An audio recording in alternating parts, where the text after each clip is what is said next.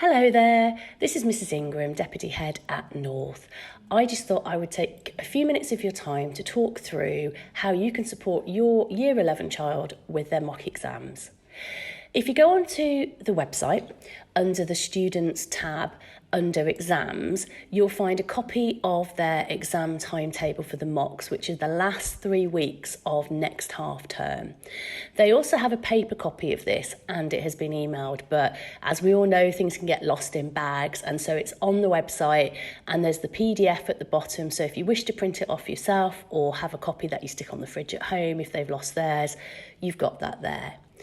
Also, there's a tab on the website called Revision under Students, and the top link is a PDF revision guide for all GCSE subjects.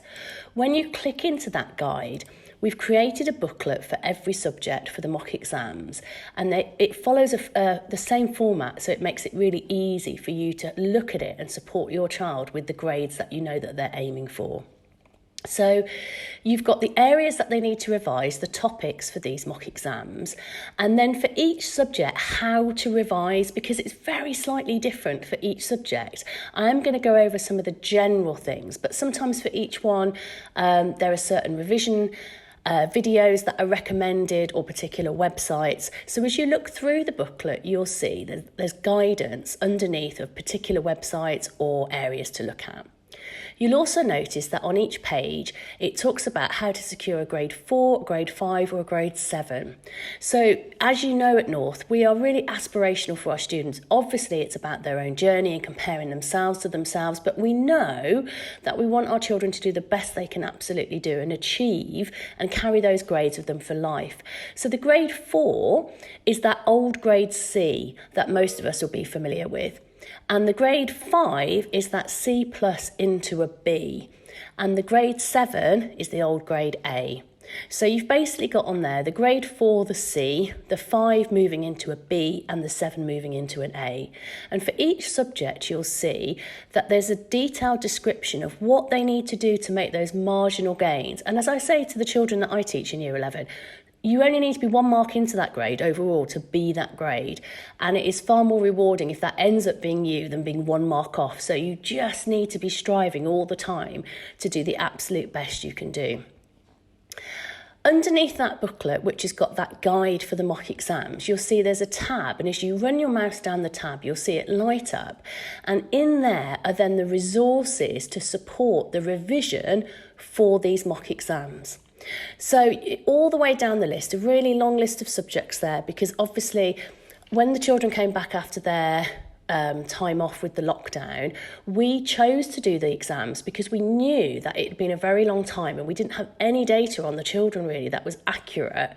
We've then come back after the summer holidays and we're working towards those mock exams now, and I'm absolutely confident that that is where we will see that huge leap in their predicted grades, because at the moment staff have got where they were working at in the summer with those mock exams they sat, combined with having done maybe 1 or 2 assessments this half term, depending if it's a core subject or an option.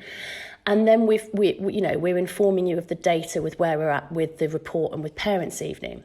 But the big leap for our children will come when they do their mock exams in those 3 weeks in that run up to Christmas.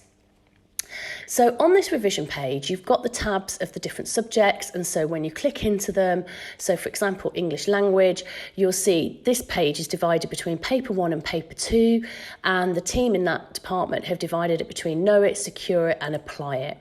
You might look at maths and be thinking, okay, if I click on it, I've got some Maths Watch websites to go to, and I've got some practice papers to complete, which maths staff will mark for the children. Then underneath on that page, the one question I get asked by parents a lot is, well, how do I help my child revise? So on that page towards the bottom, you'll see it talks about general revision tips. So this is a guide for students and for parents. The students have had a session in their care session this week, but this is also there for you to get your eye in on how you help children revise, because it's difficult as a parent. You're looking back to when you revised yourself. You're looking back and thinking, well, that worked for me, but will it work for my child? So on this page, there's a range of ideas to work through, which There's now far more science applied to how children learn and how they remember. And the mantra that I say to the children is that there's a difference between having understood something and having remembered it. And if you haven't remembered it, you haven't learned it. And so on this page, you'll see it talks about retrieval practice, which is a learning strategy where we focus on retrieving on a really simple level that information in your mind. And that's when it's moved into your long-term memory. And so once you've got that information, I compare it to learning how to drive, that once it's there, you don't have to think it through, you can pull that information out. And so underneath, it then teaches you how you can have a go at doing retrieval with flashcards and past exam papers and looking back and revising and starting with the subject that you find the most difficult rather than what you already know and what you feel confident with. And then it talks about spaced practice, and spaced practice is something children don't like doing, but actually brain-wise works really well. The idea of spaced practice is it allows you to forget what you've learned, move away from it, but then come back to it. And by that regular practice of moving away from it, coming back to it, what it actually does is it gets further and further into your long-term memory and works really well for children. And it as it says on this guide here, you know, mass practice, which is probably what we've all done at some point as when we were youthful ourselves, of mass practice or cramming. There's only so much your short-term memory can take, and then it's overload. And we know far more about mental health now than we've ever done. And so, you know, avoiding cramming and avoiding what is termed as mass practice is what we want, because we don't want our students to feel stressed, and you as parents don't want them to either. Concrete examples. Students often gain a false sense of confidence in their abilities to memorise new material. Using concrete, relevant, real-life examples can help students understand abstract ideas and extend information retention. So lots of us teach like this. I teach English. I teach my class like this as well, that you connect what they're learning, which is difficult and new, to real life examples, because then it becomes more concrete in their mind. So when they're revising science, if they can connect that to real life examples, same with geography, same with history, even though they're looking at, say, for example, in history at something 50 years ago, connecting it to something now suddenly develops and deepens the understanding. You've then got, as you scroll down, you've got about elaboration. It's used to mean a lot of different things, but when we're talking about studying, using elaboration involves explaining and describing ideas. So what you can find sometimes is children, if you sit and test them and you go, what does this mean? And they give you an answer, but there's no depth of understanding. They've just repeated it at quite a superficial level. So elaboration involves making connections among ideas you're trying to learn. So that's something to work on.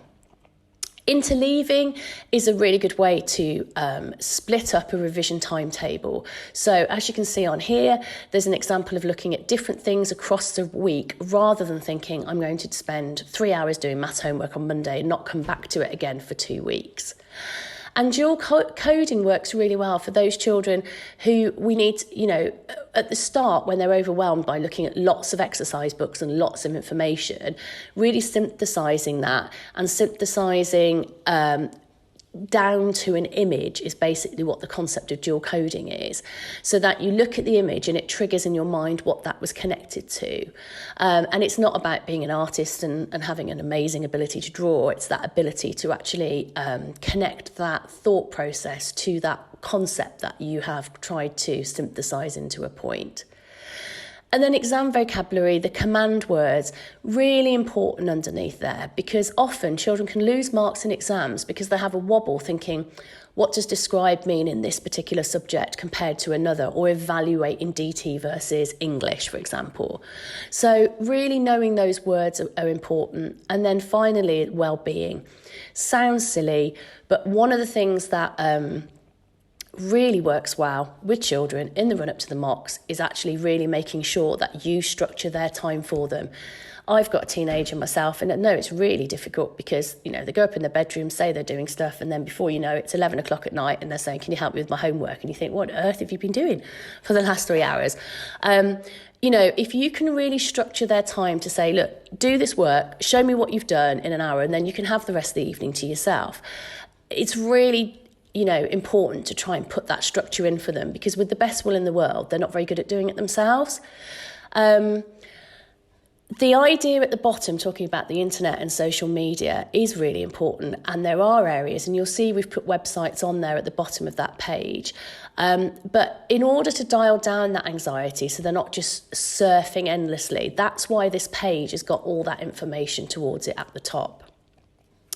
Finally, I'm just going to direct you to the next tab along, which is the sixth form. And if you go down to the courses tab, we've made it very clear to the students that obviously we've got a very inclusive sixth form. There's lots we can offer.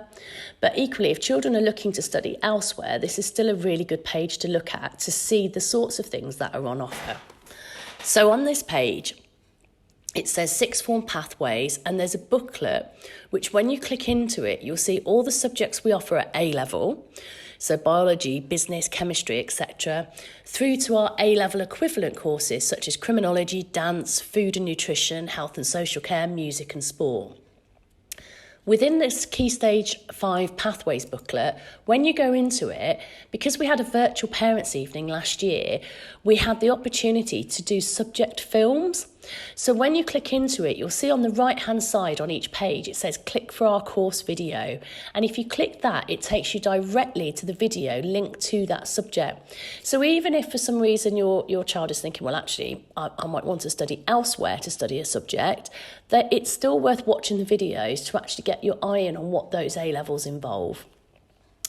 So the mock exams the last 3 weeks before Christmas, and then the predicted grades that the children will need for their applications to sixth form, either at North or for elsewhere or for apprenticeships or college placements, are obviously based on how they've done in their mocks. So they've had that message that it's really important that they work hard, show what they can do. It's not the final exams. They know they've got another term till Easter to refine what they need to really work on. But equally, they're not going to move up a huge amount between Christmas and Easter without that real hard work and that reflection and putting the work in on this side of Christmas as well. If you've got any questions about teaching and learning, you know where I am. It's Mrs. Ingram. My email's on the website as well as all the other staff emails under the parent tab. But it's Mrs. Ingram. So if you know where it is, it's Mrs. Ingram at ain@northbromsgrove.worcester.sch.uk. So if there's anything I can help you with or anything you're not sure about, just let me know. And best of luck to you as parents working with your children, and best of luck as ever to our lovely Year 11. Many thanks.